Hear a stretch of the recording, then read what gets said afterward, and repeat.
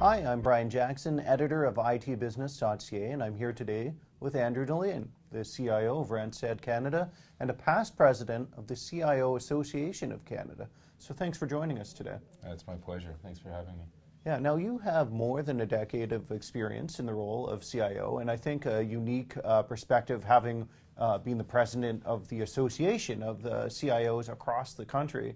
So I wanted to get some really key lessons learned out of you today. And the first question I'll ask you is about collaboration, because for about the past year, I'd say I've been covering this ongoing story, this ongoing discussion about how will the CIO and the CMO work together.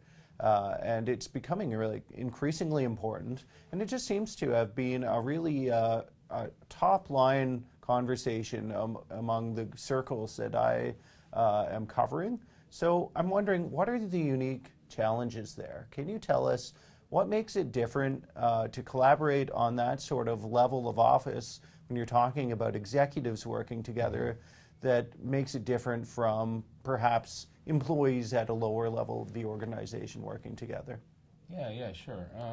I think first and foremost that the topic relative to CIOs and CMOs and so forth has been such a hot one because of the way in which technology has gone. It's, today with big data and everything that goes along with it, you have the opportunity to add a lot more value from a customer perspective and really be in a situation where you can track everything infinitely from the standpoint of marketing results and ROI.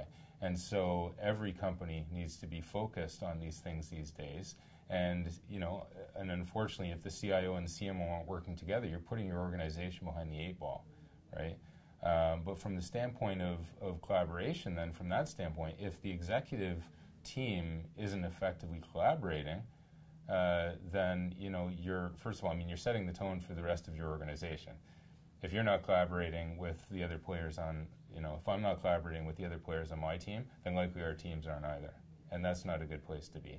I would say within our organization, that's never been a challenge for us. We've always been very, very focused from the standpoint of just what do we need to do in the business and what do we need to do to help our customer. So we've all been focused on the same ball. But I think challenges can emerge in organizations that are a bit more siloed, and where leaders are fighting for budget and fighting for ownership of this versus that, versus just focusing on the end game of what are we trying to achieve for our customers. So would you say the importance of that conversation is because of the need for the executives to set themselves up as role models for the rest of the company? Yeah, absolutely. How do you do that at Randstad? I think the main, and you know what, I'm not sure that we're even cognizant that we do it. It's really part of our culture and the way in which we behave.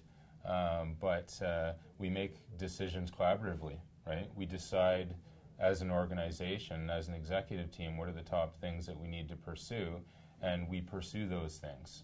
And I think that's important. So we're really focused on the end game of what we need to do in the market, what we need to do for our customers, what do we need to grow the business.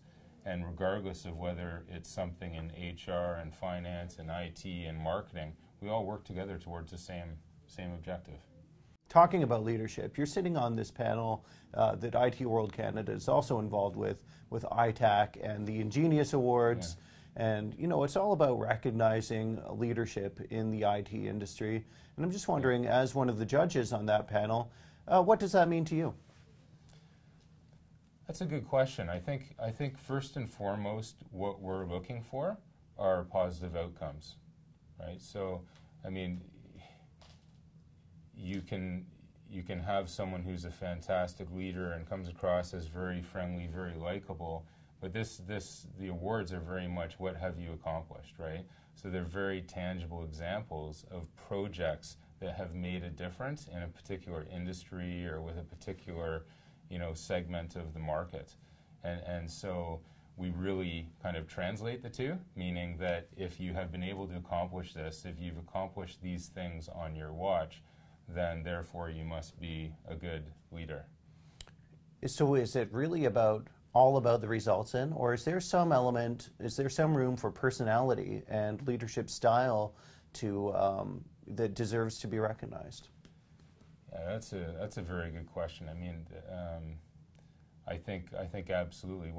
I think that the leadership style that gets things done and does innovative things, ends up translating to the people that win the awards, right? I mean, they tend to be, the people that win the awards tend to be very, visionary. They tend to be very pragmatic as well, meaning they, are very focused on implementation, not just on big ideas. And they also tend to be very customer focused. And I mean, I'm a big believer in the personal side. Like I'm a big believer, and any leader that I've ever worked with in the past has always been, the best leaders are the ones that are great people first and foremost, and that's one of my personal beliefs. Mm-hmm.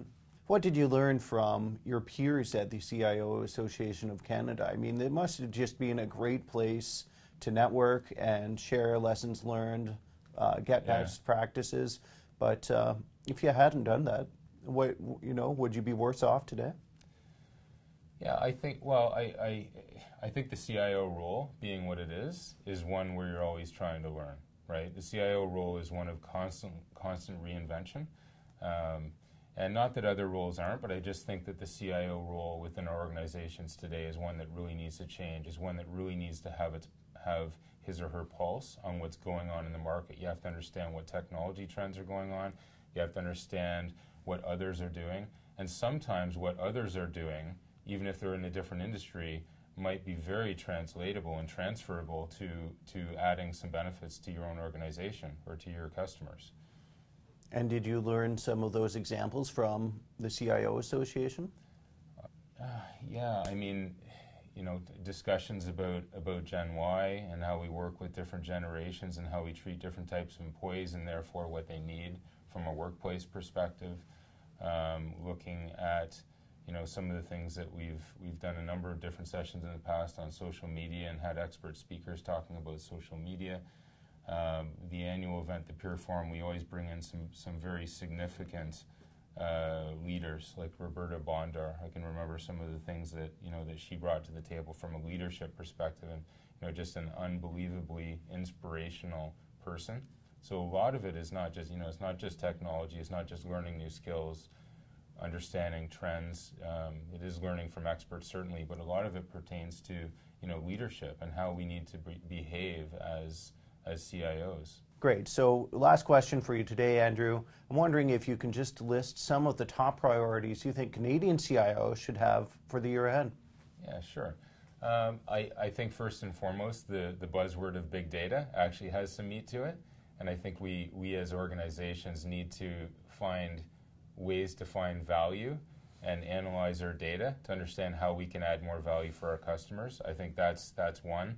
I think the second one is that online everything, and I'm not just talking about websites, I'm talking about the way that we interact with our customers.